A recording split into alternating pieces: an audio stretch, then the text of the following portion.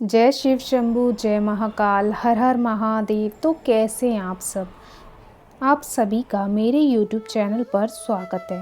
देखिए, आज का ये वीडियो बहुत ही ज़्यादा विशेष होने वाला है, बहुत ही ज़्यादा खास होने वाला है आप सभी लोगों के लिए। क्योंकि देखिए, आज है मार्गशीर्ष मास का पहला सोमवार और आज ही है मार्गशीर्ष मास की सप्तमी तिथि। देखिए, सोमवार का जो दिन होता है वो विशेष रूप से भगवान शिव को समर्पित होता है और भगवान शिव को प्रसन्न करने का सबसे प्यारा दिन होता है ये। और इसी दिन हमें करना है बहुत ही सुंदर सा उपाय, जो आज के इस वीडियो में हम आपको बताएंगे। देखिए, ये उपाय विशेषकर किन लोगों को करना है? ये उन लोगों को करना है यदि आपके जीवन में कोई ऐसी आपकी मनोकामना है जो बहुत समय से अधूरी है। यानी ये उपाय विशेष रूप से मनोकामना पूर्ति के लिए है, चाहे वो मनोकामना आपकी धन से जुड़ी हुई हो, चाहे वो मनोकामना आपकी व्यापार से जुड़ी हुई हो, यानी कि किसी भी प्रकार की आपकी ऐसी मनोकामना जो आप चाहते हैं कि आपकी पूर्ण हो जाए, परिपूर्ण हो जाए, तो आपको ये सुंदर सा उपाय करना है इस सोमवार की सप्तमी तिथि पर। बहुत ही खास ये उपाय है। ये उपाय हमने पूज्य गुरुदेव की ही कथाओं को सुन करके, समझ करके आप सभी को भी मैं समझाने का पूरा प्रयास करूंगी। लेकिन उससे पहले इस वीडियो को ज़रूर लाइक कीजिएगा और यदि भगवान शिव के सच्चे भक्त हैं तो चैनल को ज़रूर सब्सक्राइब करें।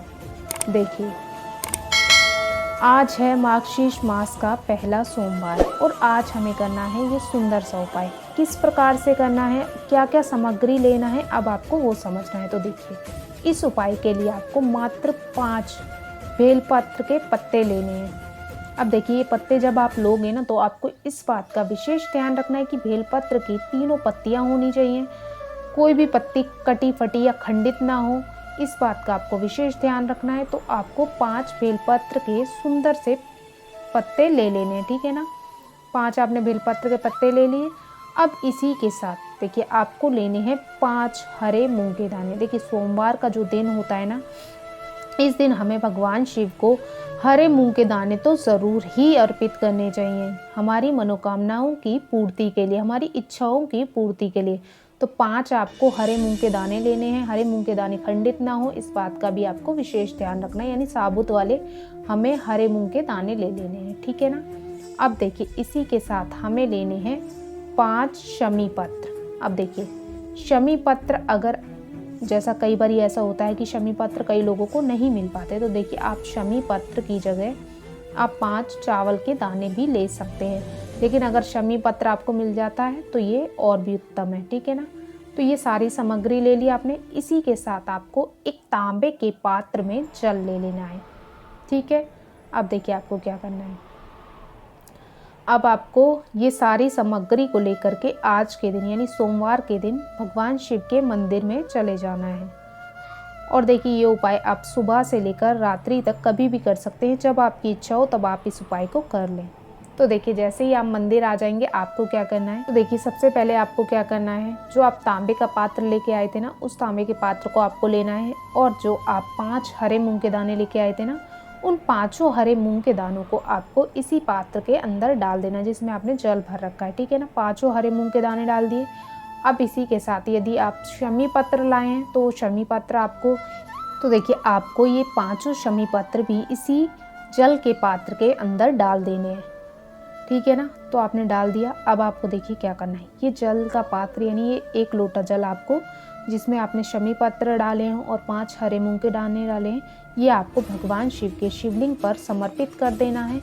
कुंदकेश्वर महादेव के नाम का स्मरण करते हुए पूरा 1 लोटा जल भगवान शिव के शिवलिंग पर समर्पित कर देना है, अपनी मनोकामना को बोल करके। जो भी मनोकामना से आप ये उपाय कर रहे हैं, उस मनोकामना को, उस अपनी इच्छा को आपको बोलना है और इस प्रकार से आपको ये पूरा 1 लोटा जल भगवान शिव के शिवलिंग पे समर्पित कर देना है, ठीक है ना। देखिए, अगर कई बार क्या होता है, हम जब जल अर्पित करते हैं तो सामग्री लोटे के अंदर रह जाती है, तो वो आपको निकाल के बाद में शिवलिंग पे रख देनी है, ठीक है ना।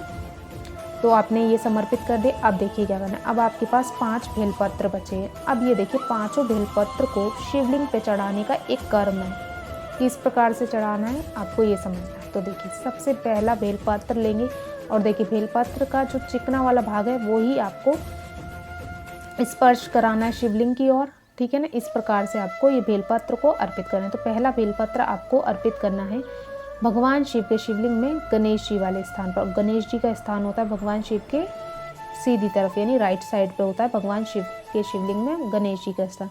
तो वहाँ पे आपको पहली बेलपत्र अर्पित करनी है। चिकना वाला भाग नीचे की ओर रहेगा, खुदरा वाला भाग ऊपर की ओर रहेगा, और जो डंडी का हिस्सा है वो जलाधारी की ओर होना चाहिए। इस प्रकार से आपको पहली बेलपत्र अर्पित कर देनी है।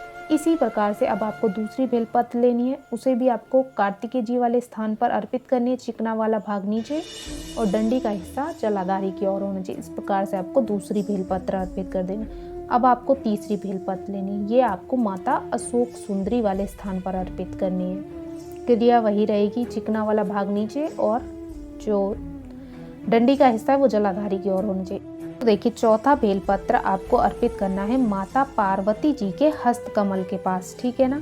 अब देखिए आपके पास एक बेलपत्र और बचा है। अब ये आपको अर्पित करना है भगवान शिव के शिवलिंग पे। और देखिए किस प्रकार से अर्पित करना है। ये जब आप अर्पित करोगे तो देखिए आप उत्तर दिशा की ओर खड़े हो, तो जो बेलपत्र की पत्ती का हिस्सा है ना वो आपकी ओर होना चाहिए, और जो डंडी का हिस्सा है वो जलाधारी की ओर होना चाहिए। इस प्रकार से आपको ये पांचवा बेलपत्र भगवान शिव के शिवलिंग पे अर्पित कर देना है। और पांचों जगह जब ये बेलपत्र आप अर्पित करोगे ना, तो आप जिस भी मनोकामना से इस उपाय को कर रहे हो उस मनोकामना को बोलना है। और इस प्रकार से आपको ये सुंदर सा उपाय आज के दिन करना है। ये उपाय करने से, ये 5-5 वाला उपाय करने से सोमवार के दिन आपकी जो भी विशेष मनोकामना होगी ना वो निश्चित रूप से परिपूर्ण होगी ही होगी। तो देखिए बहुत ही ज़्यादा विशेष ये उपाय है जो सभी को करना चाहिए। तो आज के लिए बस इतना ही। श्री शिवाय नमस्तुभ्याम। हर हर महादेव।